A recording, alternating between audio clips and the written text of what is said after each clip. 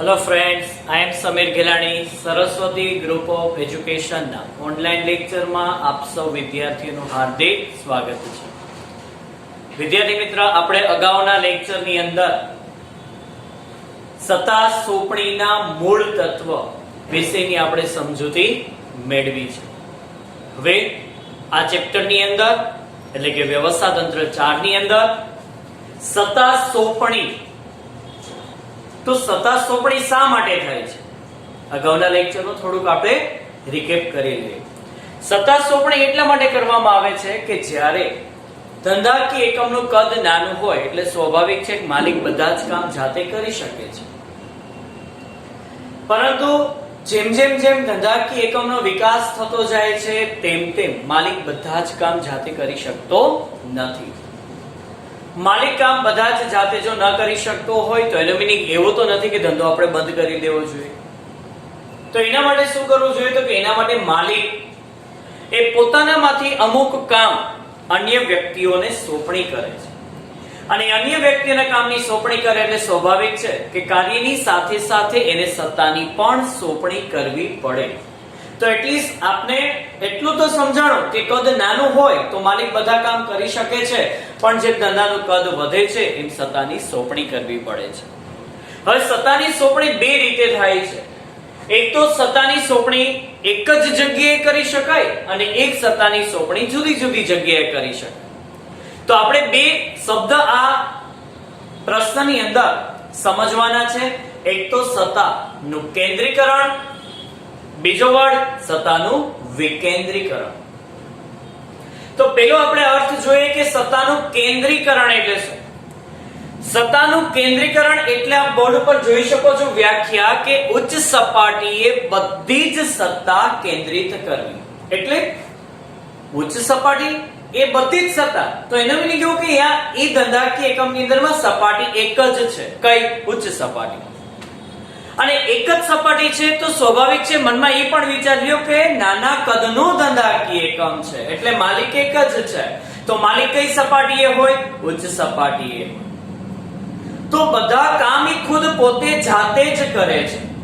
તો એના ઉપરથી વ્યાખ્યા તારવી શકાય કે એક જ જગ્યાએ બધી જ સત્તાઓ કેન્દ્રિત કરવી એને કહેવાય કેન્દ્રીકરણ. એને નિર્ણય પણ એને જ લેવાના છે, નિર્ણયનું અમલ પણ એને જ કરવાનો છે. તો એ નાના ધંધાકીય એકમના કદમાં પોસિબલ શક્ય છે. હવે તો જેમ ધંધાનું કદ વધતું જાય છે એમ માલિક શું કરે છે? તો કે પોતાની પાસે જે રહેલી સત્તા છે એ સત્તા એમના નીચેના વ્યક્તિઓને આપે છે. તો એ માલિક કઈ સપાટી હતા? ઉચ્ચ સપાટી હતા. ઉચ્ચ સપાટી એનાથી નિમ્ન સપાટીએ સત્તા સોંપણી કરે એટલે કે એની નીચેની સપાટીએ સત્તા એને આપે. તો સત્તા ક્યાંથી ક્યાં થઈ? ઉચ્ચ સપાટીથી નિમ્ન સપાટી તરફ જુદી જુદી જગ્યાએ સત્તા સોંપે છે. જેટલા કાર્ય એટલા વિભાગ કરી અને તમારા જેવા નિષ્ણાંત વ્યક્તિઓની નિમણૂક કરી અને એ વિભાગની એને સંપૂર્ણ સત્તા એને સોંપી આપે છે. એનું ખાલી કામ શું? બસ માલિક તરીકેનું કામ એ બધા જ વિભાગોની અંદરમાં દેખરેખ રાખવાનું. કામ વ્યવસ્થિત થાય છે કે નહીં? તો ઉચ્ચ સપાટીથી નિમ્ન સપાટી સુધી જે કઈ સત્તાની સોંપણી કરવામાં આવે તેને કહેવાય સત્તાનું વિકેન્દ્રીકરણ. તો સત્તાનું વિકેન્દ્રીકરણ ક્યાં શક્ય બને? તો કે ધંધાનું કદ મોટું હોય ત્યાં, જ્યાં આપણે અલગ અલગ કાર્ય માટેના અલગ અલગ નિષ્ણાંત વ્યક્તિઓ રોકીને એ બધા જ વ્યક્તિઓના જ્ઞાનનો લાભ લેવો હોય એટલે કે વિશિષ્ટીકરણનો લાભ લેવો હોય ત્યાં વિકેન્દ્રીકરણ અપનાવવું પડે. અને જે અધિકારીઓની સંખ્યા ધીમે ધીમે વધતી જતી હોય, અધિકારીની સંખ્યા ક્યારે વધે? ધંધાનું કદ વધે ત્યારે. ધંધાનું કદ વધે, કાર્યક્ષેત્ર વધે. કાર્યક્ષેત્ર વધે, પ્રવૃત્તિઓનું પ્રમાણ વધે. પ્રવૃત્તિનું પ્રમાણ વધે, વિભાગો વધે. વિભાગોને હેન્ડલ કરવા માટે એમાં ઘણા બધા વ્યક્તિઓ એટલે કે કર્મચારીઓની રિક્વાયરમેન્ટ પડે. તો જ્યાં ઘણા બધા કર્મચારીઓ કામ કરતા હોય ત્યાં સત્તાનું વિકેન્દ્રીકરણ અપનાવાય, કેન્દ્રીકરણ અપનાવાય નહીં. એટલે કે ઉચ્ચ સપાટીથી નિમ્ન સપાટી તરફ સત્તાની ક્રમશઃ સોંપણી થાય. તમને ઓલી આકૃતિ યાદ છે મિત્રો? ત્રિકોણવાળી. આ કઈ સપાટી છે? ઉચ્ચ સપાટી. આ મધ્ય સપાટી. આ નિમ્ન સપાટી. જો ધંધાનું કદ નાનું હોય તો એક જ સપાટી હોય, પણ જેમ જેમ ધંધાનું કદ વધતું જાય છે એમ નીચે કામની સોંપણી કરતી જવી પડે. એટલે ધંધાકીય એકમની અંદરમાં અત્યારે મુખ્યત્વે 3 લેવલ જોવા મળે: upper level, middle level and low level. અહીંયા માલિકો હશે, અહીં જુદા જુદા વિભાગીય અધિકારીઓ હશે, અને અહીંયા તળ સપાટી એમના મદદનીશ, એના તાબેદાર એટલે કે કર્મચારીઓ હશે. તો ઉચ્ચ સપાટીથી નિમ્ન સપાટી તરફ સત્તાની શું કરવામાં આવે? સોંપણી કરવામાં આવે. તેને શું કહેવામાં આવે છે? વિકેન્દ્રીકરણ. તો હવે તમને પરીક્ષાની અંદરમાં 2 માર્કનો પ્રશ્ન પૂછે, કેન્દ્રીકરણ અને વિકેન્દ્રીકરણ વચ્ચેનો ભેદ સ્પષ્ટ કરો. તો પહેલા તો બંનેની વ્યાખ્યા આપવાની રહેશે, અને પછી તમારે ખાલી એક બાબત એ જણાવવાની છે કે જ્યાં ધંધાનું કદ નાનું હોય ત્યાં કેન્દ્રીકરણ, ધંધાનું કદ મોટું હોય ત્યાં વિકેન્દ્રીકરણ. જ્યાં અધિકારીઓની સંખ્યા મર્યાદિત હોય ત્યાં કેન્દ્રીકરણ, અને જ્યાં અધિકારીની સંખ્યા પ્રમાણમાં વધુ હોય ત્યાં વિકેન્દ્રીકરણ. આ થયો તમારો 2 માર્કનો ભેદ. હવે આપણે એની વ્યાખ્યા જોઈએ. વિકેન્દ્રીકરણ એટલે શું? તો એની વ્યાખ્યા આપનાર વ્યક્તિ આપણા મોટા ભાઈ છે જ ને. કોણ? હેનરી ફેયોલ. કોણ? હેનરી ફેયોલ. જે આપણે આગળના સેકન્ડ ચેપ્ટર ની અંદરમાં આપણે ભણી ગયા છીએ કે જેની અંદરમાં કીધું તો હેનરી ફેયોલ કોણ હતું? તો કે હેનરી ફેયોલ છે એક ફ્રેન્ચ એન્જિનિયર હતા, અને લોખંડના કારખાનાની અંદરમાં એક વહીવટી અધિકારી તરીકેની ફરજ બજાવતા, અને ધીમે ધીમે એ ધંધાકીય એકમને એનો જે ખોટ થતી હતી, ધંધો બંધ કરવાની આડે હતી, ત્યારે એમને પોતાના 13 સિદ્ધાંતો અપનાવ્યા. હવે એ સિદ્ધાંતોને ધ્યાનમાં રાખીને હેનરી ફેયોલે શું વ્યાખ્યા આપી? હેનરી ફેયોલના મતે તાબેદારોને સત્તા સોંપણી કરી. કોને? તાબેદારો એટલે આપણાથી હાથ નીચે કામ કરતા હોય. આ વ્યક્તિથી નીચે આના તાબેદાર કહેવાય. તો તાબેદારોને કામની સોંપણી કરી, કાર્યનું વિભાજન કર્યું, અલગ અલગ કાર્યની વહેંચણી કરી દીધી. એ બધે કાર્યની વહેંચણી કરી દીધી. શું કામ? આ કામ કરી શકતા ન હતા એટલા માટે. કાર્યનું વિભાજન કરી નિર્ણય પ્રક્રિયામાં એને આપણે શું કર્યા? સામેલ કર્યા. હવે ઉચ્ચ સપાટીએ કોઈ પણ પ્રકારના નિર્ણય લેવાના હોય ત્યારે મધ્ય સપાટીના અધિકારીઓ એમને હેલ્પ કરે છે કોઈ પણ પ્રકારના ડિસિઝન લેવામાં. અને ક્યારે કરી શકે? તો કે જ્યારે આ વ્યક્તિઓને પોતાના કાર્યની સંપૂર્ણ સત્તાઓ આપેલી હોય ત્યારે. હવે વ્યક્તિએ પોતાના વિભાગની અંદરમાં શું કામગીરી કરી છે, કેટલી કામગીરી કરી છે, એના આધારે એની માહિતી ઉચ્ચ સપાટીએ પહોંચાડે છે, અને ઉચ્ચ સપાટી એના આધારે એકમના યોગ્ય નિર્ણય લે છે. તો તાબેદારોને સત્તાની સોંપણી કરવી, કાર્યનું વિભાજન કરવું અને નિર્ણય પ્રક્રિયામાં સામેલ કરવા એટલે વિકેન્દ્રીકરણ. એવું કોણે કીધું? હેનરી ફેયોલ. વ્યાખ્યા આ જ થાય, એમાં કોઈ ફેર પડવાનો નથી. ઉચ્ચ સપાટીથી નિમ્ન સપાટી તરફ. તો અહીં જ બધી વસ્તુ થઈ. તાબેદારો એટલે આપણાથી નીચેના વ્યક્તિ, તો ઉપરોક્ત અધિકારી નીચેના વ્યક્તિને કામ આપે તો ક્યાંથી? ઉપરથી નીચે તરફ. આમ વહીવટની જે સપાટીએ કાર્ય કરવાનું છે, વહીવટી કામગીરી કઈ સપાટીએ થાય? નિમ્ન સપાટીએ થાય. કઈ સપાટીએ? નિમ્ન. વહીવટી કામગીરી એટલે આપણે જે જે કઈ નિર્ણય લીધા લે છે એ નિર્ણયને તમારે અમલમાં મુકાવવાના છે. તો નિર્ણય કોણ લે છે? ઉચ્ચ સપાટી. એનો અમલ કોણ કરે છે? તળ સપાટી અથવા નિમ્ન સપાટી. તો એને વહીવટી સપાટી પણ કહેવામાં આવે છે. તો જે સપાટીએ વહીવટી કામગીરી થતી હોય અને કર્મચારીને નિર્ણય લેવાની શું આપવામાં આવેલી હોય? સ્વતંત્રતા. હવે અહીંયા જે કઈ કામ સોંપ્યું છે તો અહીંયા પોતાના કામ કરવા અંગેની શું આપેલી હોય છે? અને નિર્ણય લેવાની સ્વતંત્રતા. કામની સોંપણી કરી છે ઉચ્ચ સપાટીએ, કામ આ લોકોએ કરવાનું છે. તો જે સપાટીએ કરવાનું છે કાર્ય, એ સપાટીના કર્મચારીને નિર્ણય લેવાની સ્વતંત્રતા આપવામાં આવે, જેને શું કહેવામાં આવે છે? વિકેન્દ્રીકરણ. હવે આજે વિકેન્દ્રીકરણ તો કઈ, સત્તાની સોંપણી તો કઈ, તો સત્તાની સોંપણી કરવાથી ફાયદા શું થાય છે? આજે આ કામ બધા કામ ઉપરોક્ત અધિકારી નહોતા કરી શકતા, તો એમના નીચેના વ્યક્તિઓને કામની સોંપણી કરે છે, તો એનાથી ફાયદો શું થાય છે? તો આપણે ફાયદો જોવાનો છે. તો એ ફાયદાના પહેલા તો આપણે પોઈન્ટ્સ જોઈ લઈએ. પહેલો ફાયદો શું કહે છે? નિર્ણય ઝડપથી લઈ શકાય છે. બીજું, કાર્યબોજમાં ઘટાડો થાય છે. કોના કાર્યબોજમાં ઘટાડો થાય મિત્રો? ઉચ્ચ સંચાલકોના કાર્યબોજમાં ઘટાડો થાય છે. ત્રીજું, અભિપ્રેરણમાં વધારો. અભિપ્રેરણ એટલે મોટિવેશન, પ્રોત્સાહન. સંચાલકીય પ્રતિભાનો વિકાસ. પ્રતિભા એટલે ગુણની વાત કરે છે. સંચાલકીય ગુણોનો વિકાસ થાય છે. અંકુશની કામગીરી અસરકારક બને છે અને સંવાદિતતાનું સર્જન થાય, સહકારની ભાવના વિકસે છે. આ 6 પોઈન્ટ આપેલા છે. આપને પરીક્ષાની અંદરમાં પ્રશ્ન પૂછે કે સત્તાનું વિકેન્દ્રીકરણ ના ફાયદા જણાવો, તો 3 માર્કની અંદરમાં આપણે 6 મુદ્દા લખવાના રહેશે. પહેલો ફાયદો છે ત્વરિત નિર્ણય. ત્વરિત નિર્ણય. બીજો શબ્દ છે ઝડપી નિર્ણય.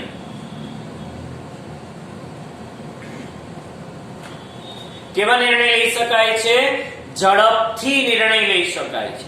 જો કેવી રીતે ઝડપથી નિર્ણય લઈ શકાય છે? દાખલા તરીકે આ તમારા ઉપરોક્ત અધિકારી છે, એને એના નીચેના વ્યક્તિઓને કામની સોંપણી કરી.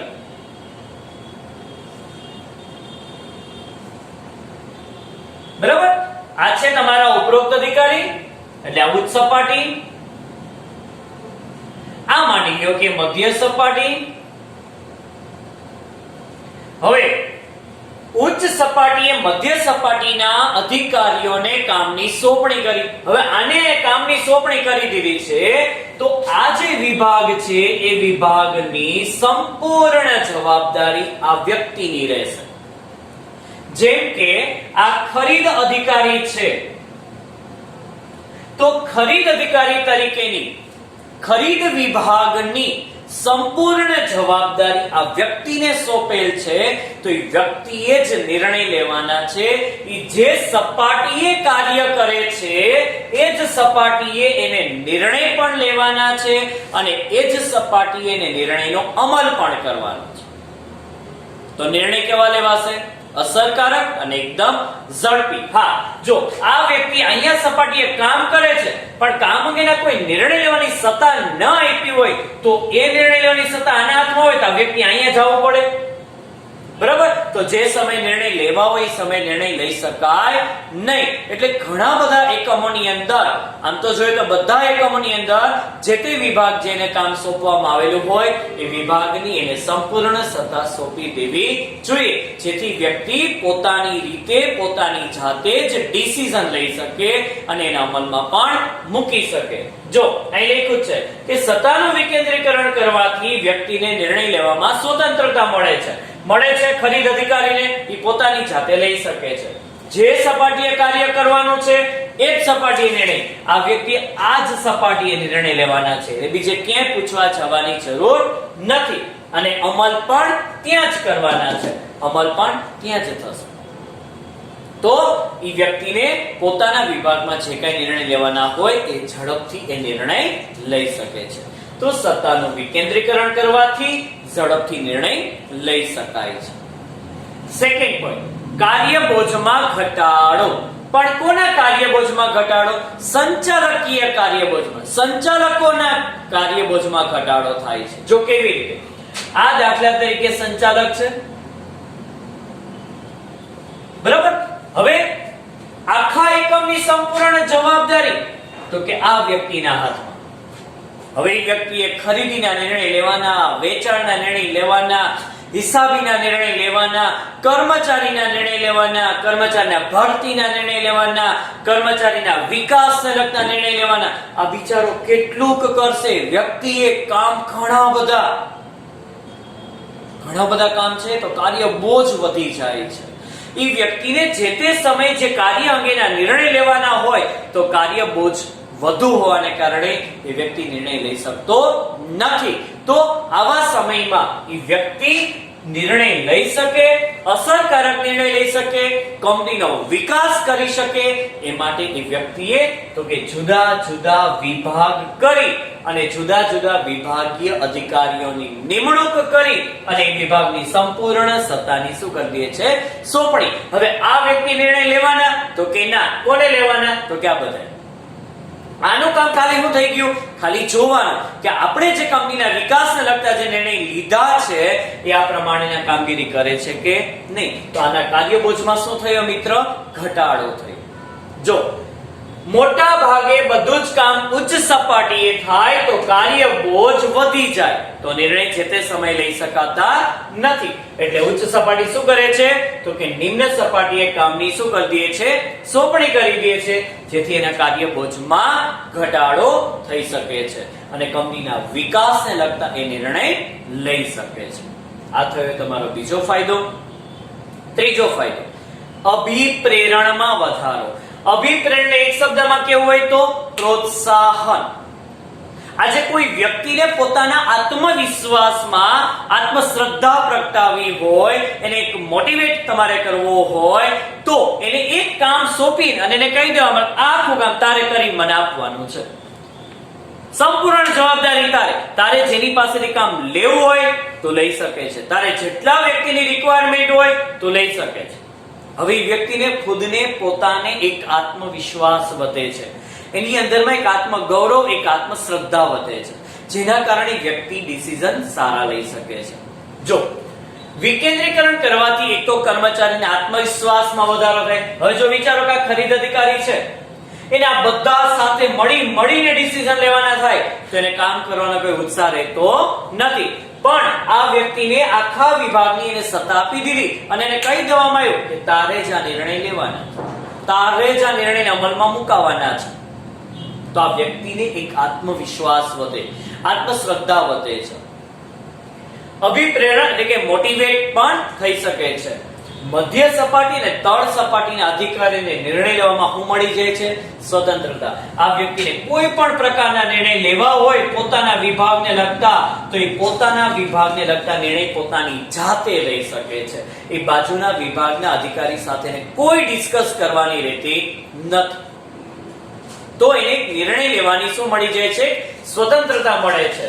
અને એ સ્વતંત્રતા મળતા અને નિર્ણય લે છે અને નિર્ણયને અમલમાં મૂકે છે અને આ વિભાગની અંદરમાં એ કામગીરી સફળ બને તો તમે વિચાર કરો કે આ વ્યક્તિએ નિર્ણય લીધા અને અમલમાં મૂક્યું અને કંપનીને સફળતા પ્રાપ્ત થઈ તો આ વ્યક્તિને મોટિવેશન મળે? હા, મળે. કારણ કે આ વ્યક્તિને જાહેરમાં સન્માનિત કરવામાં આવે, કહેવામાં આવે કે આ કર્મચારી આ વિભાગના કારણે આટલી આ કંપનીની અંદરમાં આટલો પ્રોફિટ વધ્યો છે, આટલા ખર્ચા ઘટ્યા છે. તો આની એક નિર્ણય લીધો તો અને નિર્ણયને અમલમાં મૂક્યો એના કારણે કંપનીને એક સફળતા પ્રાપ્ત થઈ એટલે કર્મચારીને એક આત્મશ્રદ્ધા, આત્મવિશ્વાસ વધે છે અને એના કારણે એ કર્મચારીને કામ કરવાનો એક ઉત્સાહ, એક જુસ્સો, એક પ્રોત્સાહન, એક ધગશ વધે છે. તો નિર્ણયની સ્વતંત્રતા એટલે કે વિકેન્દ્રીકરણ કરવાથી પણ કર્મચારીને અભિપ્રેરણ એટલે કે મોટિવેશનમાં વધારો થાય છે. ચોથો મુદ્દો જોઈએ આપણે, સંચાલકીય પ્રતિભાનો વિકાસ. જો આ જે વ્યક્તિ છે, દાખલા તરીકે આ કોઈ એક વ્યક્તિ છે કે જે વિભાગ તરીકે ઓળખવામાં આવે છે, જેમ કે વેચાણ વિભાગ. આ વિભાગ છે હિસાબી વિભાગ. હવે દરેક વ્યક્તિને પોતપોતાનું કામ સોંપી દીધું છે. જો હવે આ વ્યક્તિ જે સંચાલક છે એવા જ ગુણ આ બધા વ્યક્તિઓની અંદરમાં વિકાસ હશે. શું કામ? કારણ કે આ વ્યક્તિ બીજા પાસેથી કામ કરાવવા માટે જે સંચાલન કરે છે, એટલે કે જે આયોજન કરે છે, ગોઠવણી કરે છે, કર્મચારીની ગોઠવણી કરે છે, સંકલન કરે છે, બધા ઉપર અંકુશ રાખે છે, જેવા કામ આ સંચાલકો કરે છે એવા જ કામ આ વ્યક્તિ પોતાના વિભાગ માટે કરતા હશે. એ પોતાના વિભાગનું આયોજન કરતો હશે, આખા એકમનું આયોજન કરે, આ આખા એકમમાં કર્મચારીઓ વિભાગના અધિકારીની નિમણૂક કરે, આ પોતાના વિભાગના કર્મચારીની નિમણૂક કરે, આ વ્યક્તિઓના નીચેના વિભાગના અધિકારીને નેતૃત્વ પૂરું પાડે, આ એના નીચેના વ્યક્તિઓને નેતૃત્વ પાડે. તો જો આ જેવા કામ કરે છે એવા જ આ કામ કરે છે, તો આ વ્યક્તિની અંદરમાં પણ એક સંચાલક તરીકેના ગુણો વિકસે છે. હવે આને કામ સોંપ્યું પણ આના પ્રમાણે જ બધું કરવાનું થાય તો આમાં કોઈ સ્વતંત્રતા નથી. એટલા જ માટે કીધું કે મધ્ય સપાટી અને તળ સપાટીના અધિકારીઓ એની જાતે જ નિર્ણય લે છે. એ વ્યક્તિ જવાબદારી સ્વીકારી લે છે કે ના મારે કરવાનું છે અને નિર્ણય લેવાની સ્વતંત્રતા મળી જાય છે.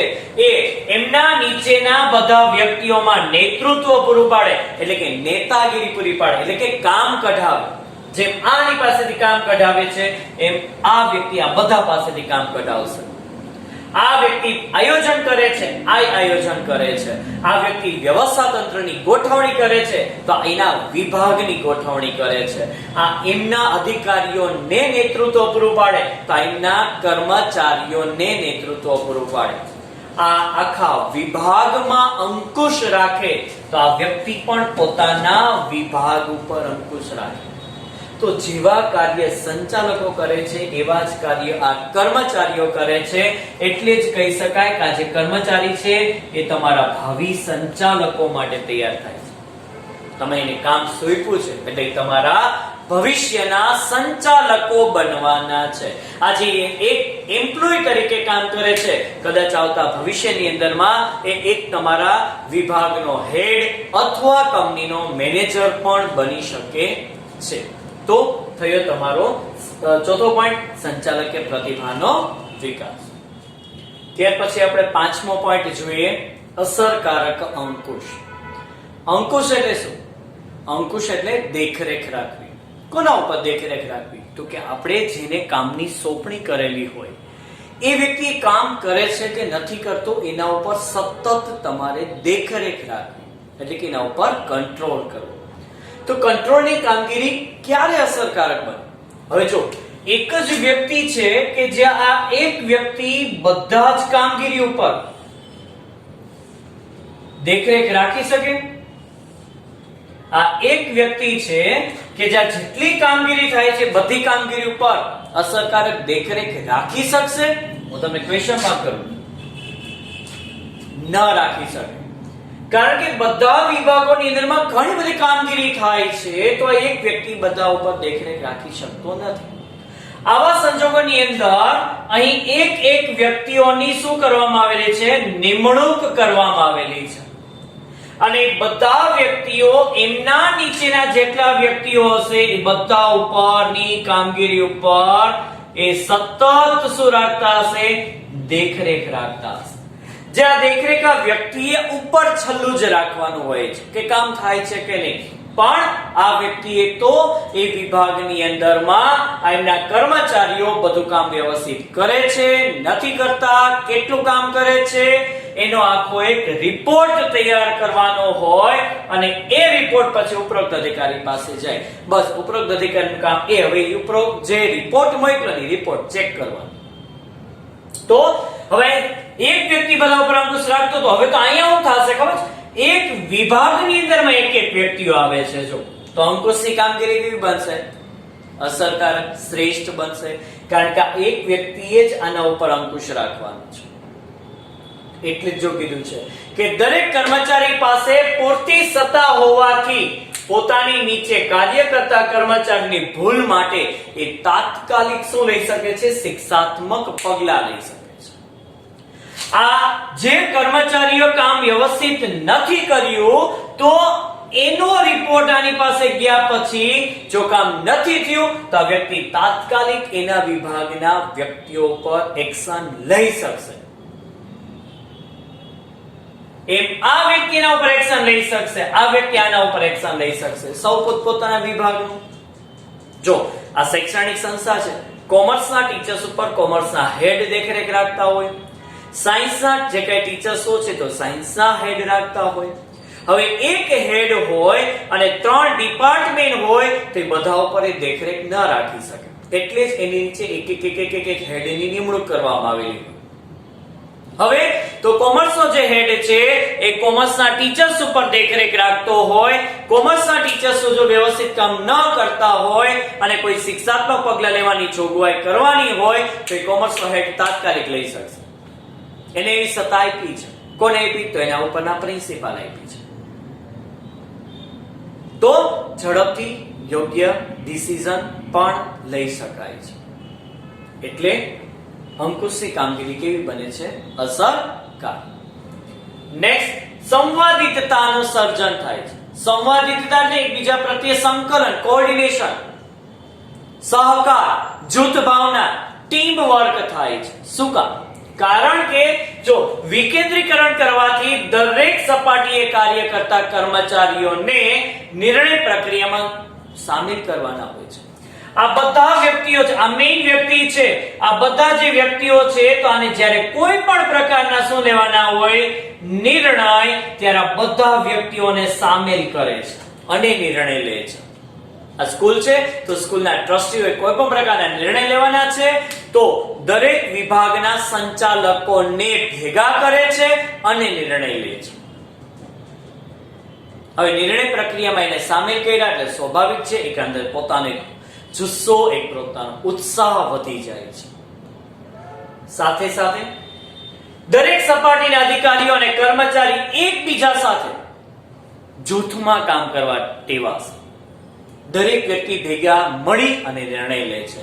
દરેક વિભાગના અધિકારી ભેગા મળે છે તો જે હુકમ આપનારા છે એ જે કાંઈ સાથેના મદદનીશો છે એમની વચ્ચે ચર્ચા વિચારણા થાય છે. આ મીટિંગ કાંઈ પણ લે, વ્યક્તિ સામે બેઠો છે, આ વ્યક્તિ એની સામે બધા બેઠા છે તો શું કરવા માટે બેઠા છે? એકબીજાના મોઢા જોવા માટે? ના, ડિસિઝન લેવા માટે, નિર્ણય લેવા માટે ભેગા થયા છે.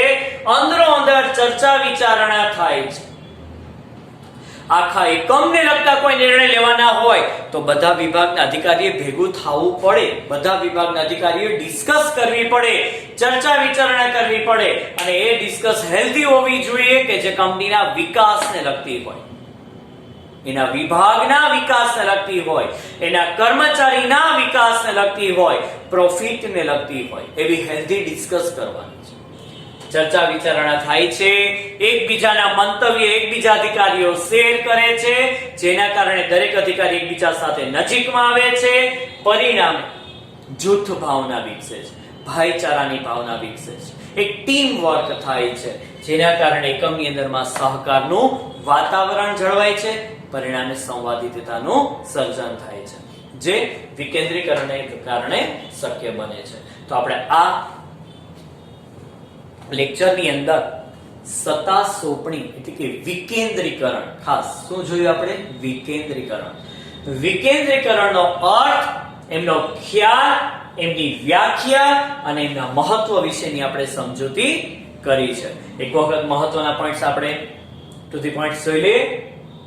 સત્તા સોંપણીને કારણે નિર્ણય ઝડપથી લઈ શકાય છે, સંચાલકોના કાર્યબોજમાં ઘટાડો થાય છે, અભિપ્રેરણમાં વધારો થાય, સંચાલકીય પ્રતિભાનો વિકાસ થાય, અંકુશની કામગીરી અસરકારક બને છે અને એકમની અંદરમાં કર્મચારીઓ વચ્ચે સંવાદિતતાનું વાતાવરણ સર્જાય છે. તો મિત્રો આપણે આજે પ્રશ્ન ભણ્યા એ જે 3 માર્કનો છે, જે આપણે પરીક્ષાની અંદરમાં પૂછાય તો આપણે 6 મુદ્દાઓ સમજૂતી આપવાની રહેશે. આભાર.